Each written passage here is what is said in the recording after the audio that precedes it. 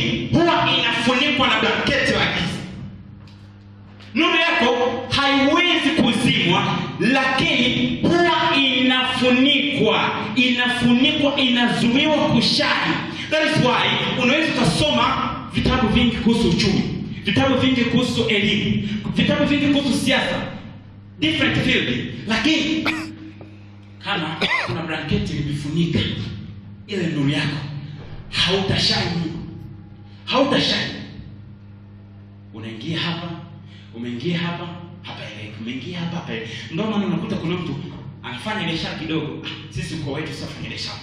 Anaenda hapa kidogo, sisi ile nuru imefichwa. Nuru imefanyaje? Imefichwa. Kwa hiyo mpendwa, lazima ujue kwamba unapokuwa ndani ya Bwana, ujue kwamba nuru yako inaangaza, na inapoangaza inattract, inavutia watu wa aina zote, wazuri kwa wabaya, destiny helper na destiny destroyer. Sasa wanapokuja, unawezaje kutetea nuru yako kuangaza?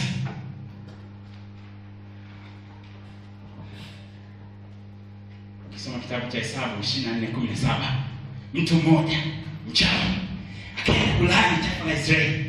Lakini alipoenda kulani, ni mchawi, badala ya kwenda kulani anaanza kuona. Mchawi huyo hana Roho Mtakatifu. Anaanza kutabiri. Badala ya kwenda kulani anaanza kutabiri. Badala ya kulani watu, lakini ndani katikati yao ninamwona mfalme anatoka kwenye shina la Yakobo. Amen. Yule ni mchawi, hana Roho Mtakatifu, lakini anaona mambo ya unabii. Na muona mfalme katikati yao anatoka kwenye shina la Yakobo, atakaye wachunga watu wa Israeli. Kwa nini mchawi anaona? Ndio kitu ambacho nataka kuambie, hata sisi shetani ana uwezo wa kuona nuru yako. Akishaona nuru yako, anaweza akaizima, kaifunika giza. Lakini kwa sababu unaye Kristo, hakuna giza litakalo kuzima, kwa sababu maandiko yanasema, Yohana 1:1 anapendelea kwamba nayo nuru yang'aa gizani, wala giza halikuiweza. Wewe kwa nini uwezekanika? Haleluya. Kwa nini wewe uwezekanike kuzimika kirahisi? Roho Mtakatifu anasema usinizimishe. Wewe kwa nini uwezekanike kirahisi kuzimishwa?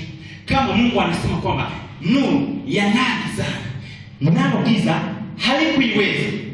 Giza gani?